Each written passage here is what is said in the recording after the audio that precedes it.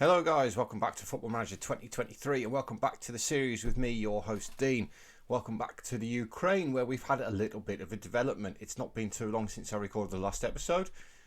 So without me saying anything, let's just have a look at it, shall we?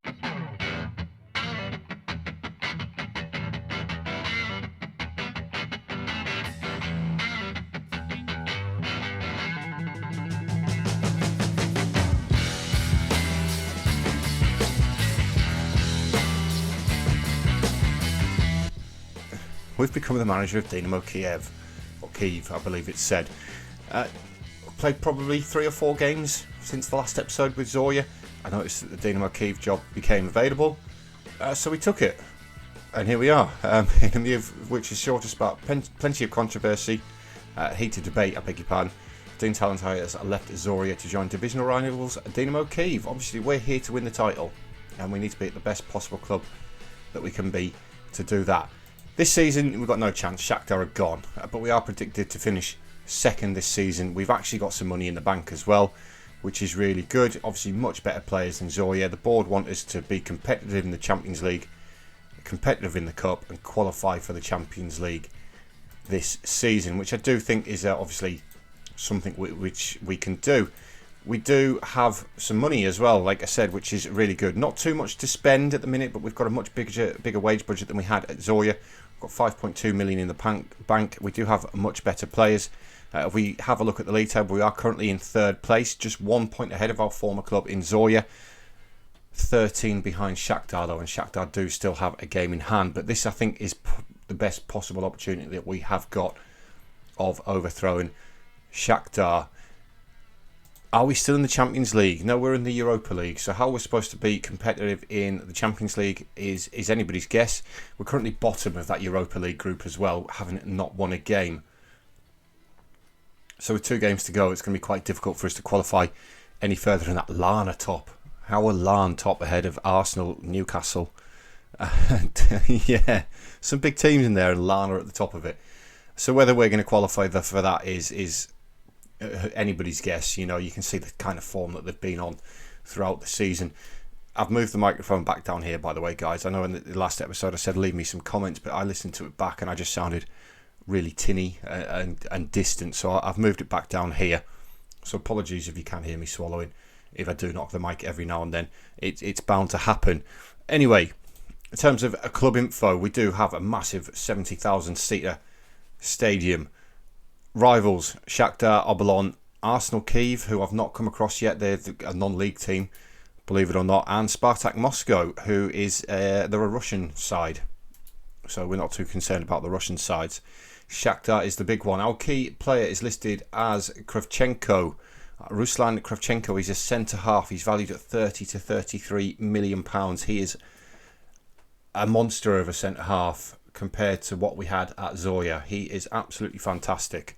And I'm looking forward to having these better players in the squad. Even probably the hot prospects probably a better forward than what we had at Zorya. Maybe not quite. As I said, we are predicted to finish in 2nd place, just ahead of Dnipro. Zorya down in 6th, as you can see. We do have a player in the starting Dream 11, and that is Johan Dumas. He is another centre half, could possibly be deployed as a left back, another one with some decent value on him, the Frenchman. But we'll have a quick overview of the squad. Of course, we've got Kravchenko and Dumas, who's actually on loan from PSG. I wonder if PSG are a parent club of ours. So we've got a good defensive base to work on there. We've got Litvinenko as a midfielder / striker, could play as a segundo volante for us. He's got the ability to play there. Can also play as a striker for us again. 22-year-old Ukrainian.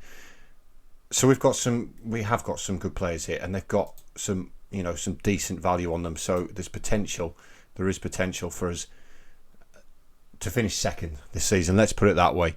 I just want to check if our affiliates are PSG. No, they're not. We don't actually have a senior affiliate here at Dinamo Kiev. So what we're going to do in this episode, guys, is we're going to do 2 games. We're going to do Obolon. I know we've just played Obolon as Zorya, but there's the opportunity for us there to see the difference in the 2 squads. You know, I think we did draw with Obolon as Zorya. We did in the league. We drew 0-0. Zorya did beat them 4-3 in the cup.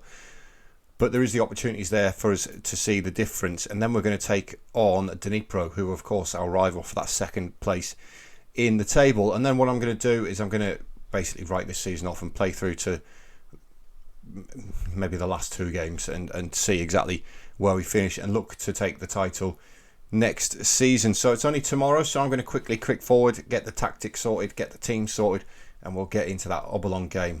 Right guys, we've made it to that first game of the season away to Obolon, and this is the first lineup that we've got for our time here in charge of Dinamo Kiev. We've done what we always do. We ask the assistant to pick the best possible 11. Kravchenko, the centre half, unfortunately is on international duty, as is the starting goalkeeper, so we're a little bit weak in the defensive sort of area. So starting in goal for us today is Savchenko. Now, obviously, don't get used to Savchenko being there. He's not going to be playing for the vast majority of the games. But the right back is a 28-year-old Romanian, Andras Dragos. He is quite capable. He's not so much of a wing back as we like to use. Obviously, he's not so good going forward with his crossing and his dribbling, so that's somewhere we can improve in the summer. Centre of defence, we've got Johan Dumas, the man on loan from PSG, making the start in the centre of defence today. He may move to left back once Kravchenko is back, but we do have Kamuran, who is the stand-in for Kravchenko. Comes in today, the 25-year-old Turk. Fairly reasonable as a defender, and again better than what we had at Zorya. Starting left back for today is going to be Suleiman. He's again quite decent as a wing back. He's actually a favoured position as a wing back. He's a little bit better going forward than what we've got on the right hand side. But another foreign player in the squad, the 27-year-old Nigerian. Midfield is going to be Karchenko. He's going to be the defensive midfielder on defend today. He's actually natural as a centre half, which ideally suits him to this position. He's got some good jumping reach as well at 6'2". His heading could be a little bit better, but again we've got a decent player in that position. Krasnikov is one of the Segundo Volantes. Again, more of a natural defensive midfielder. Is going forward as a Segundo Volante. Does let him down, as we can see here. Finishing is there's a lot to be desired there, but a 24-year-old Ukrainian. On the other side, we've got Saputko, a 29-year-old Ukrainian. Again, a lot to be desired going forward. What I find best for these Segundo Volante roles is if you can get an attacking midfielder who can defend a little bit. You retrain them as a Segundo Volante and they work absolutely really well, really well. But on the right hand side, we've got Zozulya, very good going forward, very good on this right hand side. He's actually a natural striker, but if we have a look as an inside forward on attack, he's going to be just fine out there. He's going to be absolutely brilliant for us. His concentration could do with being better. He can't defend, so he can't help his wing back out, but going forward, he's quick, he can finish. Pleased with that. Kobzar on the left hand side likewise is not too bad as an inside forward. Again, finishing could be a little bit better, but again he's got loads and loads of pace, but I do think that is an area which could be improved. And then it's Litvinenko as the starting striker for today. Now he's one who I would possibly look to train as a Segundo Volante. He's slightly better. Well, he is better going forward, but his defending leaves a little bit to be desired. But again, we'll see how that goes on. So that's our first starting lineup as the manager of Dinamo Kiev. Let's get into the game. Away to Obolon. Of course, you did see that in the last episode as the manager of Zorya. But this will be a good little test to see the difference between Zorya and Dinamo Kiev. Now, as with any team that we do take over, it does take a little bit of a while for the players to get used to my system. And that's true here as well at Dinamo Kiev. They're not very familiar with the tactical style that we like to play. But we do get the first highlight of the game, and it is the on-loan Frenchman in Dumas. Bringing the ball forward, finds Kobzar, switching it over towards Zoyula on the other side, but it's cut out. Now it's Popov.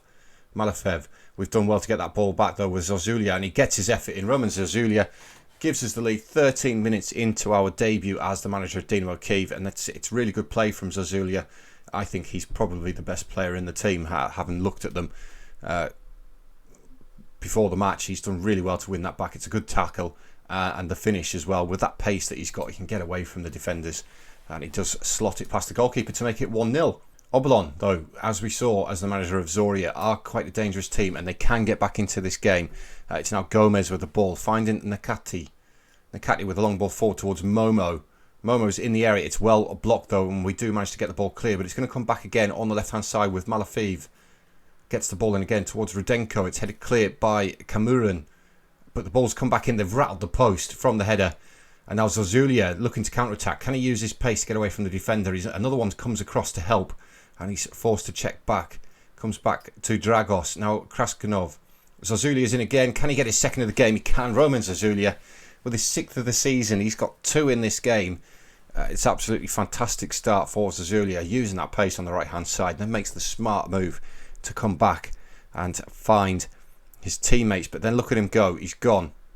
He's gone, and it's a great little ball forward by Litvinenko to get Zorya in behind there. And we're looking to make it 3 coming towards half-time. That's cut out, though, by Rudenko, and it's a really good ball forward. They're in behind us here with Naumenko. Naumenko, can he get his effort away? It's a woeful effort there from the winger for Obolon there. He really should be working the goalkeeper, particularly as it's not our starting goalkeeper.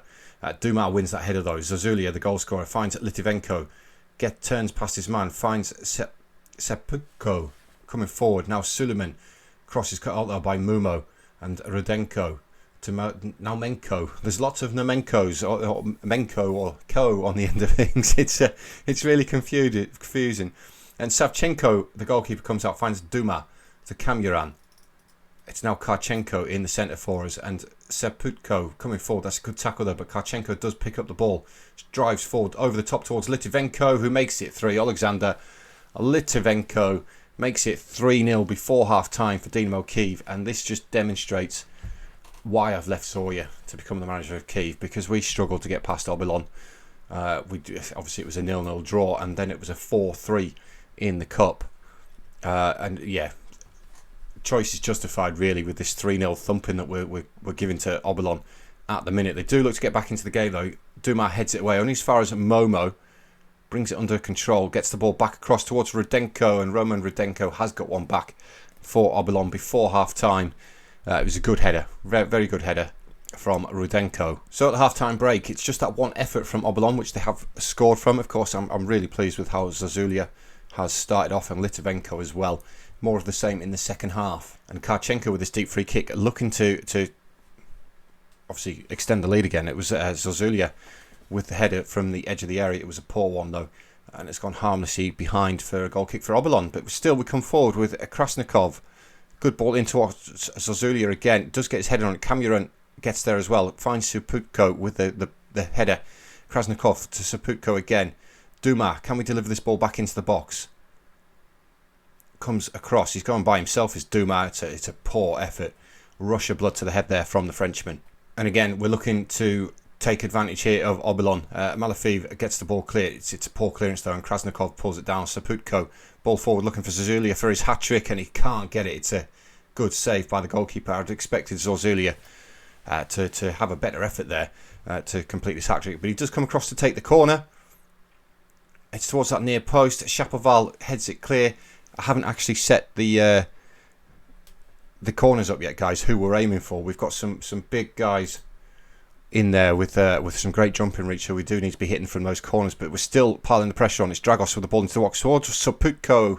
It's a good header, and it's cleared off the line by the defender, and now they look to counter-attack with Nauchenko. Makarov gets away from his man. He's forced out wide though. Now Nauchenko again, ball towards the back post. Dragos heads it clear. He had more time than that, could have brought it down, but Popov gets it back into the box, and they have put the ball in the back of the net again with Makarov. Questions of offside. I don't think he was. I don't think he was at all, and we've conceded from two very similar positions. It has been awarded, so it's 3-2, so it's game on here against Obolon. We just didn't defend that. Dragos really didn't need to head that ball into the path of Popov, though. We could have let it go, and that's one thing that the match engine does do not very well. Now Dumas, we need to restore a 2-goal lead in this game. Kamuran, Seputko, Kamuran again, Karchenko to Krasnikov, forward for Zorya. This is the chance for the hat-trick. Poor touch, but he does get there. Roman Zorya restores our 2-goal lead, and he does get his hat-trick on my managerial debut here as the manager of Dinamo Kiev, and it's another well-worked goal, and Zorya has impressed me massively.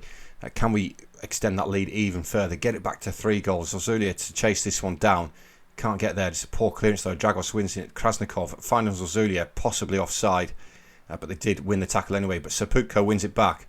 Looks to get an effort where it's blocked. Kobzar was a poor effort.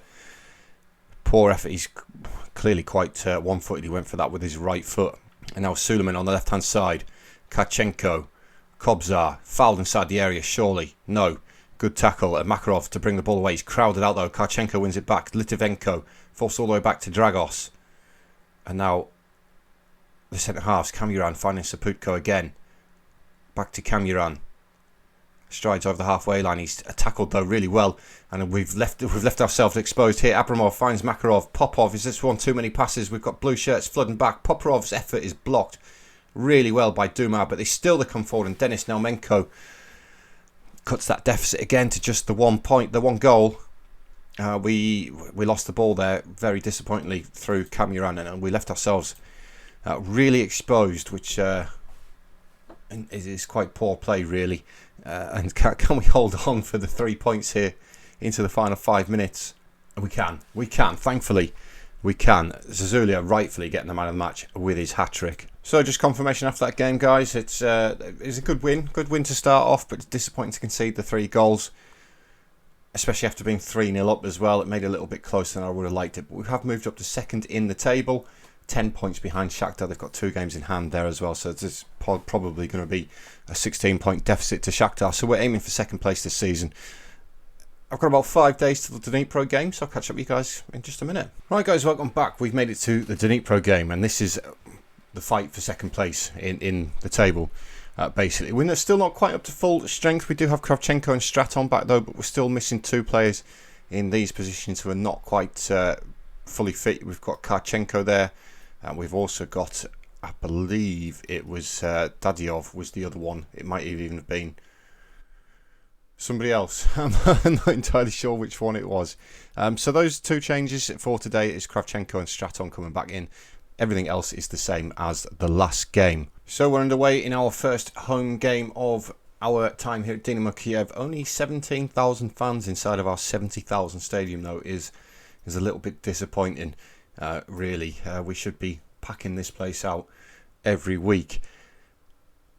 As we get our first highlight of the game, and it is in the 16th minute. It is for Dinamo Kiev, and it's Krasnikov with the free kick. It's a good one that's gone just wide of the post. Goalkeeper didn't really move either. He thought he had it covered, or it was going over anyway. Now Krasnikov to take this corner. Half an hour on the clock. It's towards that near post. I forgot to do the corners again, guys.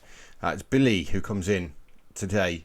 Finds Seputko. Dragos on the right hand side. Can he take it past his man, get the cross in? He does take it past one. Finds Krasnikov inside. It's Zozulia, of course the hero from the last game. Pulls it back for Krasnikov, and Andriy Krasnikov gets his first goal of the season to make it 1-0 to Dinamo Kiev on the half hour mark. Zozulia again involved in the play in terms of goal scoring chances, or goals involved in.